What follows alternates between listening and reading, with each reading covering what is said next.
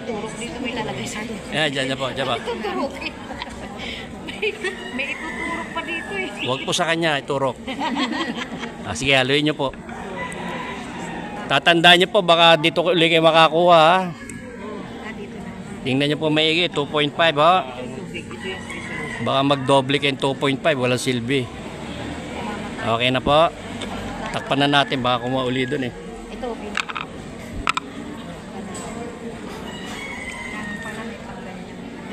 hindi po, kahit yung ng bata, yung ganito, yung inaano ng vitamins. Kasi may sulat po yan eh. Kasi ito marami. 1 liter lang po yan eh. Ito, 20 ml to. Galon-galon na to.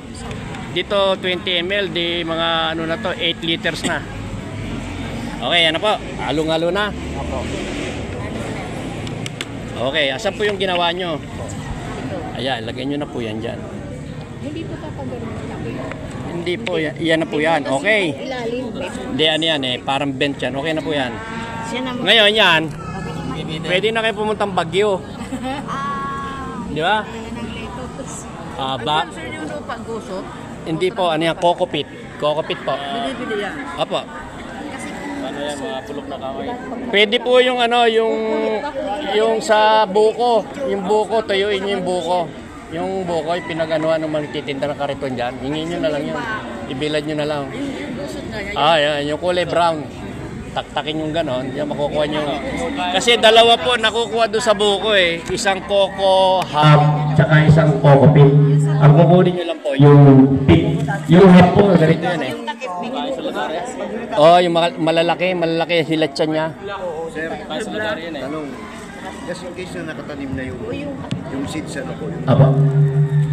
Meron siyang water sa ilalim. Yan po ba ay papatakan pa rin ng tubig? Hindi muna po. Continuous na po yan. Titingnan nyo lang po kung yung dulo ng Coca-Cola nyo sa ilalim ay walang tubig. Kaya kung pupunta po kayo ng Baguio, mga 1 linggo, siguro hindi pa kayo kailangan ng halaman yung makita. Okay? Yun po naman yung self-watering na tinatawag, na kahit kayo umalis, pumunta kayo ng Tagaytay, hindi kayo mag-aalala sa tanim yung lettuce na walang magbibili. Okay po? Parang lang po ito po yung parang crafty method na tinatawag. Yung crafty method po, yung isang styro na lalagyan ng mga isda yun o ubas. Meron pong nabibili niyan dito sa Taguig sa siguro mga kulang-kulang 200 yata sa piraso. Meron na kayong 17 or 15 slot kung gusto nyo.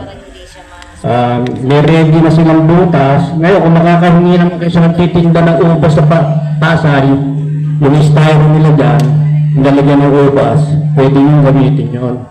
Lagyan nyo lang ng packing tape ng mga, may butas kasi yun eh, alam ko eh. Yung lalagyan ng ubas, lagyan nyo ng packing tape. Pwede na po yun. Gamitin nyo. Kasi habang makakatipid kayo, magtipid tayo.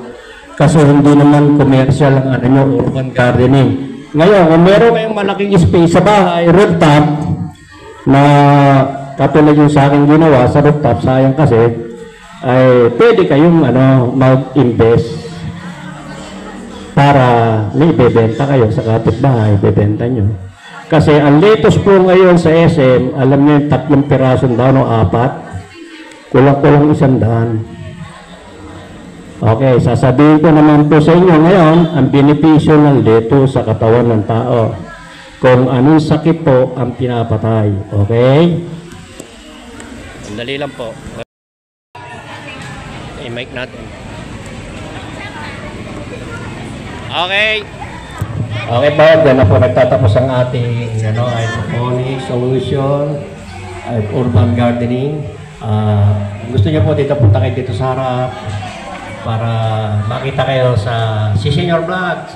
Buksan nyo lang po yung mga katanungan niya. Tandaan niyo po, Senior Vlogs, ando po tayo. Okay, pipicturean ko po kayo. Okay, para makita niyo yung